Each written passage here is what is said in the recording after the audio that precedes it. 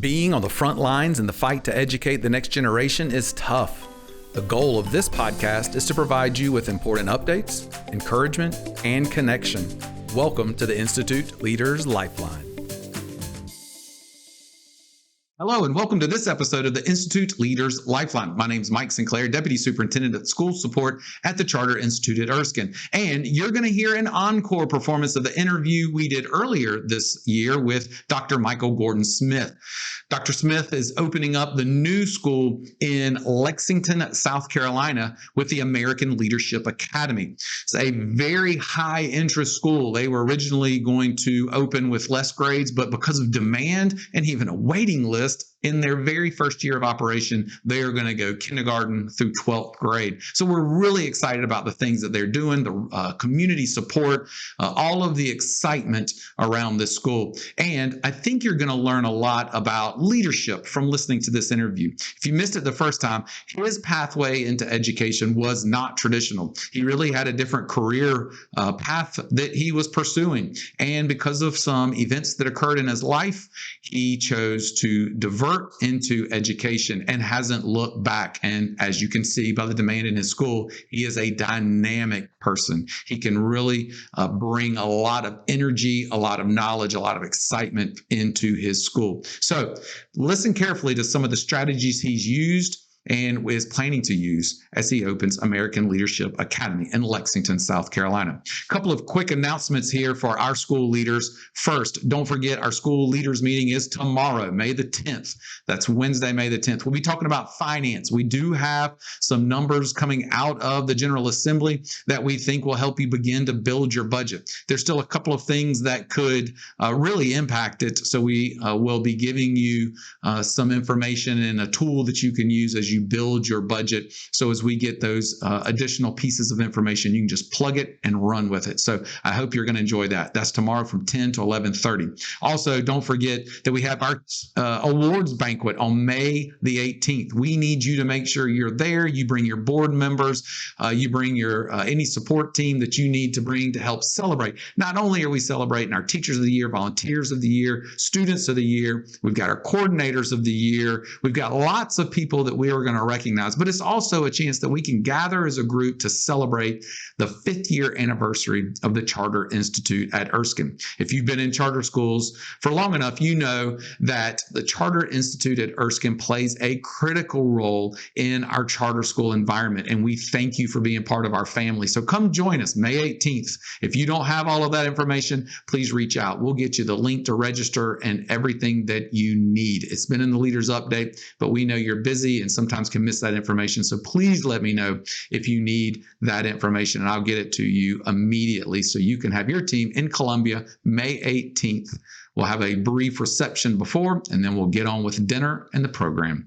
Last but not least, busy time of year. Please make sure that you're talking with your coordinators because they're getting some really important information through Let's Work Smart. And sometimes they may not know the bigger picture in your school, and you can help them be more successful and efficient. So take a little bit of time to touch base with your coordinators if you don't already do that, so that you can make sure you're supporting them so they can make you successful. A lot of times you just can't handle the volume that comes through to your school, and really you shouldn't. You should be delegating and building capacity, as we've talked about for many, many months in this podcast. So take care of those coordinators and make sure that you two are working together to make your school as successful as possible. Now, on with this interview with Dr. Michael Gordon-Smith. Hello, and welcome to this episode of the Institute Leaders Lifeline. My name is Mike Sinclair, Deputy Superintendent of School Support at the Charter Institute at Erskine. And today I'm joined by a good friend of the Institute, Dr. Michael Gordon-Smith. He is the founding principal of a new school right here in the Columbia area, American Leadership Academy, Lexington. So before we get started, first of all, we'd like to thank all of our school leaders and support teams that came into Columbia last week for the leaders meeting. Had about 120 of us together in Columbia, and just the excitement in those rooms and just the chance for us to rekindle those relationships, share experiences, learn from one another. That's what really makes the Institute special, when we can get together that many people passionate about the future of education and the future of our children here in this state. That's where the magic happens. So thank you for joining us. So we'll get started with today, because I know this is going to go lots of different directions, got some great stories. So first, thanks for joining me. Happy to be here. Thank you. So I know you were in the South, maybe Georgia for a while, and moved away, kind of taking maybe a little non-traditional way to your school leadership position. So tell me a little bit about how you ended up in ALA as a leader. Yeah, it's a bit of a circuitous route. I never actually intended on becoming a school leader. That was not my original career path. As an undergrad, I planned to go to law school. I grew up abroad. I was born in England, lived in Canada for a while, went to most of my younger schooling in Hong Kong and Tokyo, and graduated from high school in Germany. So, all over the place, right? So I really was interested in international law, and I planned on doing that. So my life took a big turn, and you'll forgive me if this is personal, but I found the love of my life as an undergrad. We got married, but a few years later, she passed away. And so we'd actually just had our son, and he was a 1-year-old. And so I found myself actually about to start law school in New York City at NYU, one of the top international law programs in the country, and with a 1-year-old, and suddenly very, very big sort of life change. I decided that teaching was a more conducive career for a single dad, and so I went back to school. My alma mater gave me a full ride scholarship for single mothers, which was exciting. Oh, wow, yeah. They didn't have any single mothers who applied, so they gave it to me, a single dad. And I went back and I studied English, which was my undergrad, and they eventually asked me to stay on and teach full time at that institution. I decided to go get my PhD. I went to Emory. As I was saying, it's circuitous, right? So taught at Emory for a while once I graduated, and then ended up taking a position at a private school in Arizona. And that's where I really started sort of doing secondary ed and school leadership. And that was not far from ALA, where I eventually transferred my kids in Arizona, and then I was asked to jump into leadership there, and that's what's happened since then. So very, very long, circuitous route to school leadership. So I guess along that route, you've really developed a lot of different skills. You've been influenced by different cultures, not just people and not just parts of the United States, but really international. So, you said maybe you didn't really see yourself in school leadership. Did you ever see yourself as a leader, maybe in high school and college? Where did that develop? Maybe who were some of those influences or events? Yeah, I don't think I ever saw myself as a leader. I don't think that was a sort of a conscious thing that happened to me as a kid. I did find myself, and I think my friends and family would attest to this, I did find myself being a problem solver and getting excited about, hey, here's this issue that we've got to solve, and kind of jumping in and finding a way to bring people together to solve that problem. I don't think I would have consciously realized that that's leadership when I was a kid, but it was something that I found myself just kind of doing and being asked to do regularly. So I don't know if that was a skill set that I developed over time or if it was innate. I think all of us have some innate leadership skills, but I also think everyone has the potential to be a leader or engage in leadership activities. So no, it wasn't something that was initially kind of on my radar, but something that I think just kind of developed over time. What was the catalyst? What was like when did you start feeling like a leader? Like what was that like? I would probably say that was when I was at Phoenix Country Day School teaching, and we had this sort of dilemma in the English department where we had the demand from certain families and students to have a more sort of rigorous sort of curriculum. In particular, writing. Our families were feeling like our students were not getting enough sort of intense writing instruction. And I certainly agreed with that. I wanted to, I felt like that was important, having come from being a college professor and knowing what happened when kids arrived to my freshman English classes and they couldn't write or didn't write well. And I felt there was a need for that. But we also had a lot of teachers who were just like, no, I think it's important for us to sort of just kind of just talk about literature and things like that, which is great and important. But I think it's also important for us to be able to convey what we think or argue or believe about a topic in a way that's legible for a variety of audiences, right? Whether it's speaking or on paper or video, whatever it may be, we have to be able to communicate our ideas. And so I found myself serving as a sort of liaison, between these different families and the English department and the head of school. And I kind of got tasked with, okay, so let's figure out what our English department is going to do. And that was probably my first taste at like, oh, okay, well, I just sort of stepped into this. I seem to be able to listen to these parties well and figure out where common ground is and come to a resolution. Right. That kind of parallels a little bit of my story. Now, I didn't do all the international and path that you went on, but kind of as that early career teacher that was thrust into one of the leadership situation of bringing maybe some more veteran staff together. So, I like to always warn new leaders of be careful what you ask for, because you might get it. So I always, hey, if I can help you, and then suddenly you're like, well, this wasn't what I had in mind. Right. But I think that's great. That's great, because as a youth, we don't know all the politics sometimes as a younger professional. But I think, and there was an important lesson in that, if you don't mind me sharing, that I learned early, which I think has helped me, which is, you're never going to make everyone 100% happy. And I like to try to get as many people on board, but I had a headmaster many years ago who was a good mentor, and he said, when you've achieved a compromise when everyone's just a little bit uncomfortable, and I've sort of thought about that a lot as I've had to make decisions. But it did help me transition from being a teacher to a leader.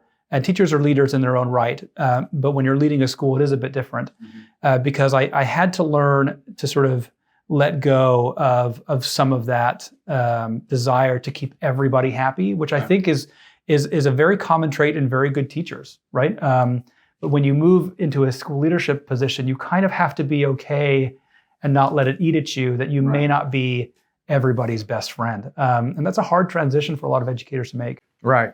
Well, that kind of parallels a little bit about what I was talking about in last week's podcast episode, where we're talking about hiring staff, and that you want to hire people that have different strengths as you, but you can't assume that they see things the same as you. So whether you're a relational or a transactional organization, don't assume that you're hiring people that see it the same way you. So you had to communicate. So absolutely, you're starting a school here. You're coming from a successful school. So thinking through kind of both of those, how did you and how will you kind of communicate to make sure that different strengths come together with one vision? So if you got some. Yeah, I love that question, because I think it speaks to some of the important attributes of leadership that I carry and that I value.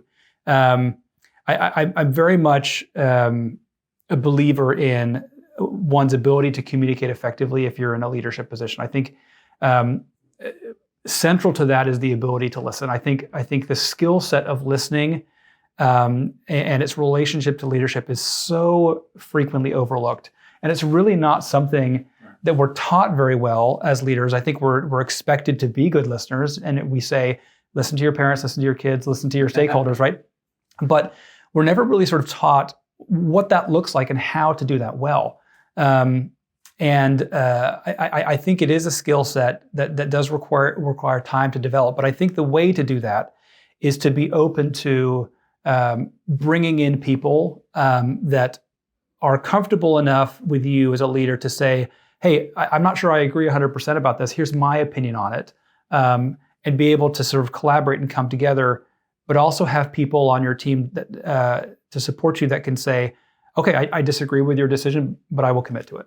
Okay. So I think that requires a leader to create a workspace that allows people to share their voice in productive and constructive ways, and feel heard. I think one of our biggest issues with teacher retention, I know I'm going off a little bit here, is that they are not. They may be listened to, but they're not heard. And hearing someone is not the same as giving them everything that they want, but it is a connection that allows that person to feel valued, even if you don't agree with them 100%. And that requires a very serious skill set that I think a lot of leaders, especially in education, strive very, very hard to develop, but I think it takes time. Right. Well, and we do have a lot of leaders that listen to this, and most are school leaders, some aren't, but I think that is the urge of a leader is to solve problems. Yeah. And if somebody brings you a question or anything, you see it as a problem. Everything becomes a problem to be solved. And I became a principal at 30. I was 30 years old and a very veteran staff. And the first issue that came across my desk was the men were upset because the prior principal made them wear ties, and the women didn't have to dress as formal. And I can remember sitting there like, what are you going to do with this? It's not really a big deal, but it might be. And so I told them, give me till Christmas. And if I don't have a reason to wear ties, we'll have that conversation at Christmas. But it was the compromise, like you're saying. It was, but it was hearing them.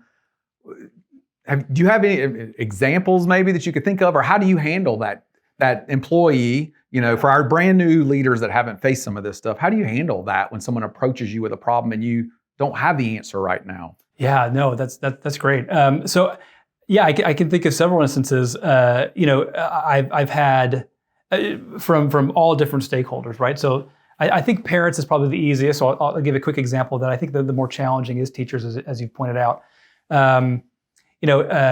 Sometimes a parent will come to you with a problem, and as you pointed out, we just want to solve problems. We want to keep people happy, and we want to keep our school functioning and running, right, and get back to the next urgent thing.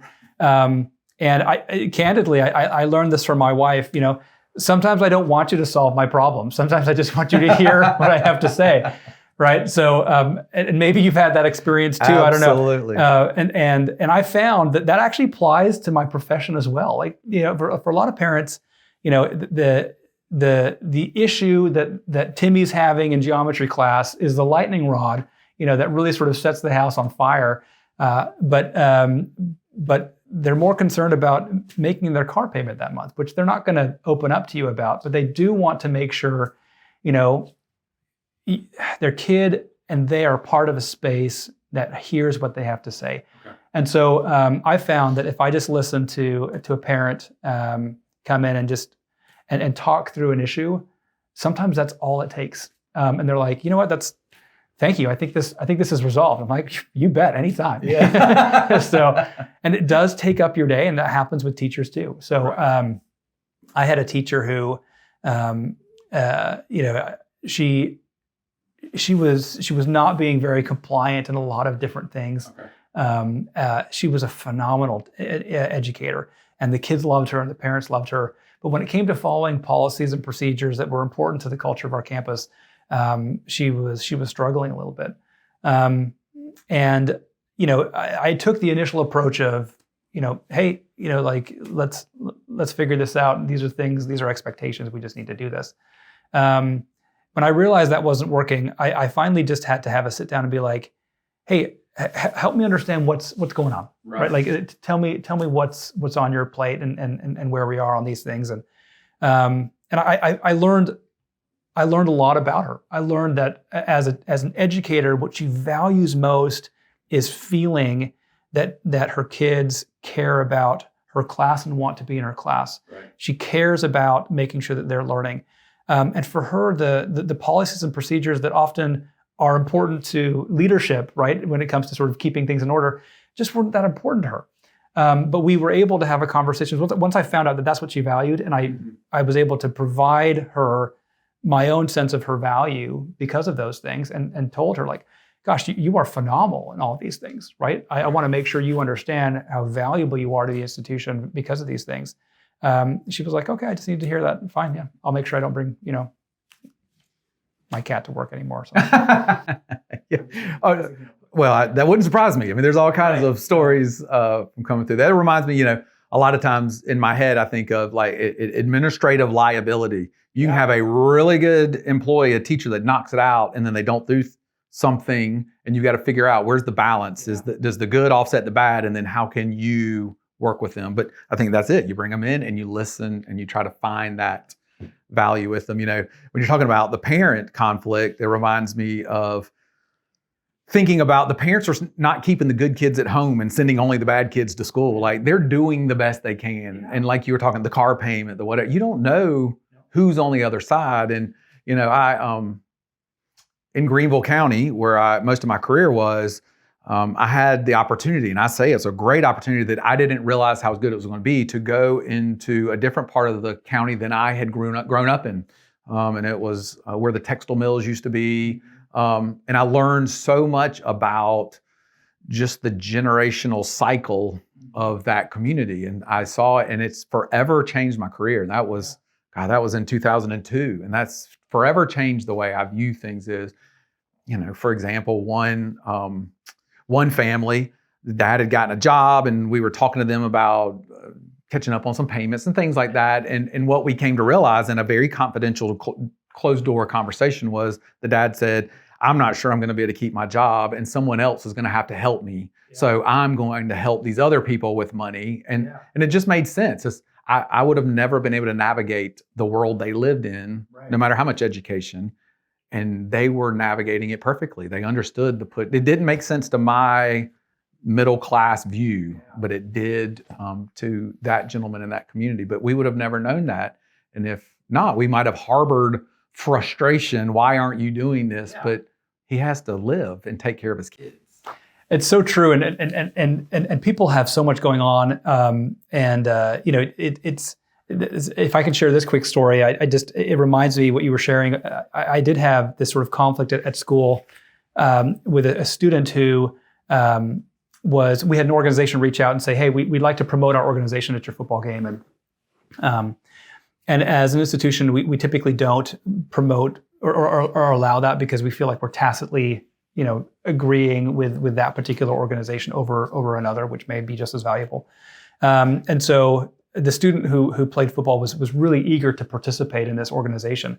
And I told him, I was like, hey, you're free to do what you want, but just make sure that you're not wearing any of our, school gear, not representing the school. So the next day, right, blasted across the local newspaper was this kid in his football uniform, with a whole long interview of what he's done for this organization. And you can imagine the immediate reaction is anger. You're like, what's going on? Like we talked about this, and it wasn't until so I called the mom and I called the son, and we're like, hey, we got to talk through this. And it wasn't until they opened up and shared just how deeply personal this organization was to him because of things that had happened to him in his life with a friend, that he didn't have to share that personal element with me. Right. I explained that we have to work together. Like once I heard their side of the story and said, okay, well that makes total sense to me. I understand why this was so important to you. Let's make sure moving forward that we're communicating, more effectively, so I can help support you in these things. Because had I known, then I probably would have made a different call, right, or encouraged our district to make a different or change their policy or make an exception. Right. But if I don't have that information, I can't do that. But that allowed everything to be repaired, and it just required an opportunity to communicate. And you hit it, communication. We talk about that a lot. And that's got to be part of the culture. Talk to me about what are some of the key elements of culture that you think are important for your organization to be successful? Well, we'll touch on communication since that's what we're already talking about. I think it's important as a school leader to make sure, and this is certainly the case with ALA and the culture that we build. We want to make sure that we're transparent and communicating with our parents about things that are happening at the school, expectations. So, for example, we have we've got what some people might label a strict or pretty fairly defined dress code and dress and grooming standards. We make sure we communicate that in the expectations so that we can hold people accountable to those things and know what parents are getting into. I think in terms of the culture of our school, I like to use a term that I use this term a lot with teachers and with students and with parents, and it's kind accountability, which is Accountability, if you're familiar with ALA, we have our RAISE values: respect, accountability, integrity, service, and excellence, that are central and core. Say that again for people that want to hear it. Was that too fast? Yeah, that was fast. Respect, accountability, integrity, service, and excellence.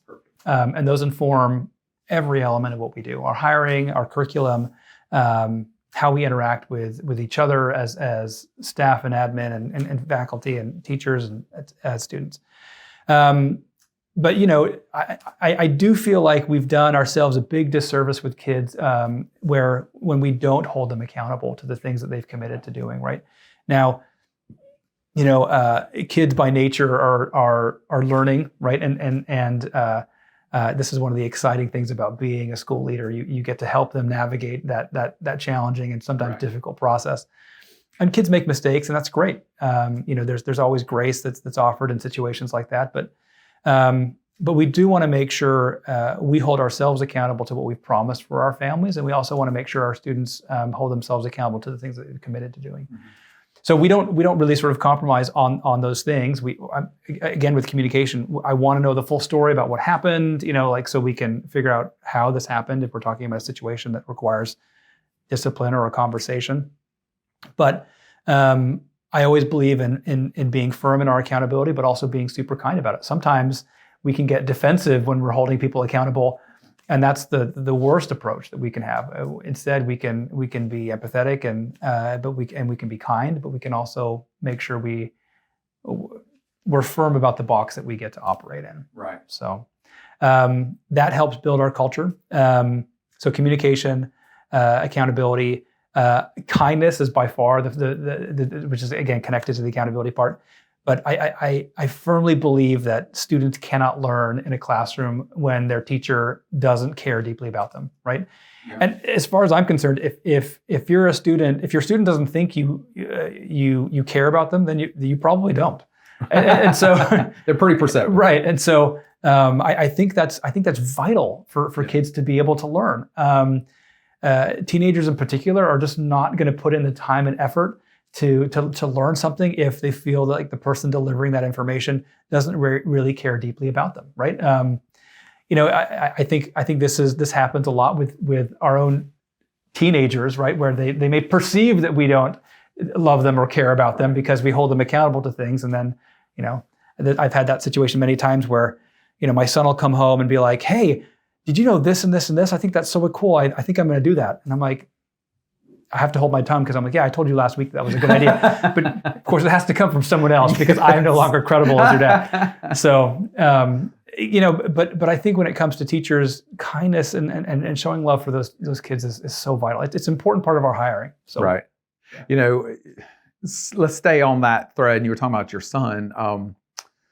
I think we try to remind ourselves as administrators to always remember what it's like to be a teacher so that we honor that role, because it's so easy to get lost up in our world of administrivia, and we forget that. But yeah. I think it's important as well that we don't forget what it was like when we were in school. I mean, that's a whole nother episode, is lessons that I learned from reflecting on when I was in school. So have you got any stories, any age-appropriate things from when you were younger that maybe play a factor in your decisions today, who you are? I've got a few examples, some good and some bad, right? Okay. So, one thing that I always try to remember is I think about how I was as a teenage boy in high school, and I don't know how I survived. I feel like I don't remember anything. It was all just like a blur. Right. And so I always try to be forgiving and show a lot of grace when teenage boys are like, "Oh, I don't remember even having that conversation," because I can definitely remember that happening to me. Even though my dad or a parent or a leader was like, "Do you understand me? This is what needs to happen. Tell me that you've heard what I've said," and I'd say yes, and then I'd forget. So I try to have some grace on that. I remember a few situations where I had a teacher who really impacted me in a positive way, but more importantly, and this is what I try to remember, I remember those negative teachers better. Oh, wow. And I try to remember that when I'm interacting with kids, because you never know what it is that's really going to not set them off, but serve as that sort of core memory for them, you know? Mm-hmm. And because I have some from my childhood that are totally random, but they're core memories. And when I bring them up to my parents, they're like, "Oh, I don't even remember that. I was just like an average Tuesday afternoon, you know." Yeah. But they're core memories for me, and I try to make sure that when I am interacting with a kid, that those core memories are always going to be positive. I still remember my Spanish teacher telling me that I was only ever going to be a B or a C student in Spanish, and I speak Spanish fluently now. So, I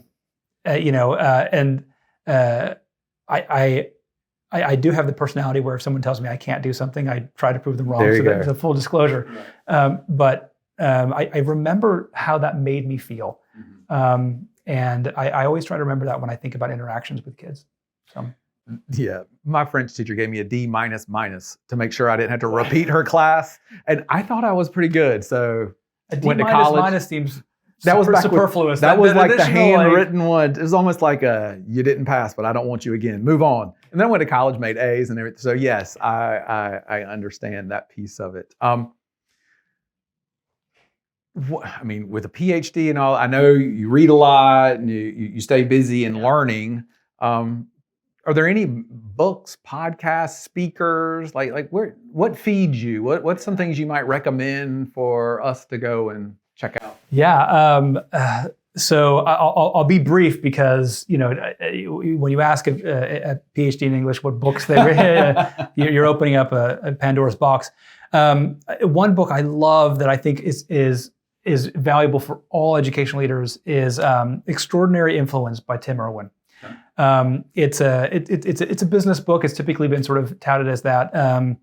But it talks about the value and importance of affirmation with your employees, and not just a quick pat on the back, but rather a knowing your employees and what it is that drives them, so that you can provide meaningful affirmation to them, so that they continue to perform and thrive and achieve things.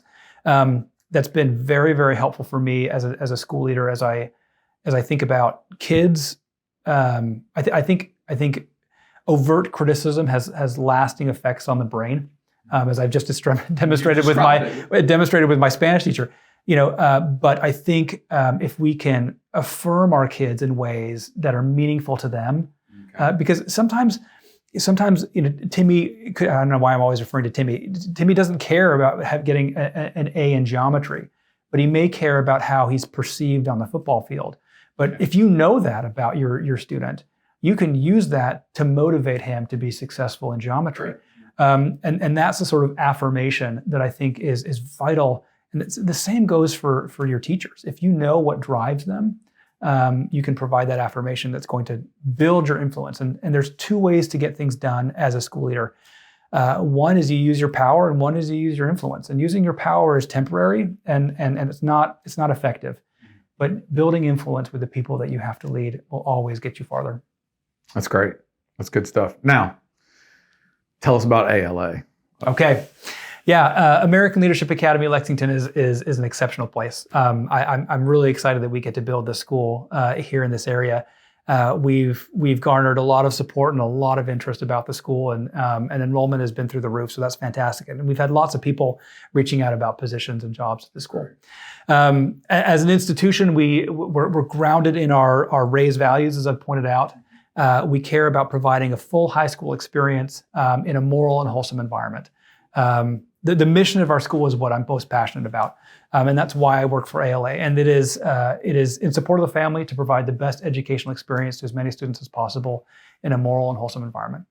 What that means is we've created an institution in Lexington that allows kids K through 12 to get an exceptional education. Do so in a place that reinforces traditional values that they're probably learning at home. And also allows them to do so in a place where they don't have to worry about the distractions that often happen in most schools, right? That can deter them from their own potential critical thinking, or deter them from a safe space for them to learn. So, as an institution, we want to make sure that kids feel comfortable and loved at school, and I think every school says that. But at ALA, we found a formula that really works for making sure that happens. Yeah. That's great. What website, social media, how can people find out more? Yeah, you can go to alaschools.org. You can put a / in Lexington to go directly to our campus. But alaschools.org will take you exactly where you need to go. We've got campuses in Arizona, Nevada, North and South Carolina. This is our first in South Carolina, and we'll have many more coming. And you can also go to our EMO website, which is charter1.org as well, to learn more information about our curriculum and how we operate. That's great. I had a chance last November to go to Arizona and visit several of the ALA campuses, and just impressive, just really impressive. Not just the facilities, but it was all the adults we talked to, the kids. Lexington is very fortunate to be the first one, so this will be kind of the hub of all the things that are coming forward. So we're excited as an institute to partner with you guys and opening these schools and getting those started. So great things to come. And we'll have all of those tags in the notes for this episode. So if you want to find out more, you can look in the notes link and click on the link for ALA Lexington and find out more there. Follow them on social media and get all the information you want. If you are looking for opportunities for employment, I know you are still trying to fill some jobs. That's starting a new school, 2,000 plus students. So that's a large staff to try to do in this economic culture. Absolutely. Yeah, but we've got lots of interest, and we're hiring and we're interviewing, and we've found great candidates. So it's coming along. Perfect. Yeah. Thanks for joining me today. Absolutely. Thank you for having me. I really appreciate that. And for all of you, thanks for all the things you do for your staff and your students and those in your community. But remember, take care of yourself and take care of those you lead. Be sure to follow the Institute on all of our social media platforms, Facebook, Instagram, and Twitter. At Erskine Charters, we'll have all of these resources, including this podcast, many stories of our schools, and other things. So check us out. The opinions expressed within the content are solely the authors and do not reflect the opinions and beliefs of the Charter Institute at Erskine or its affiliates.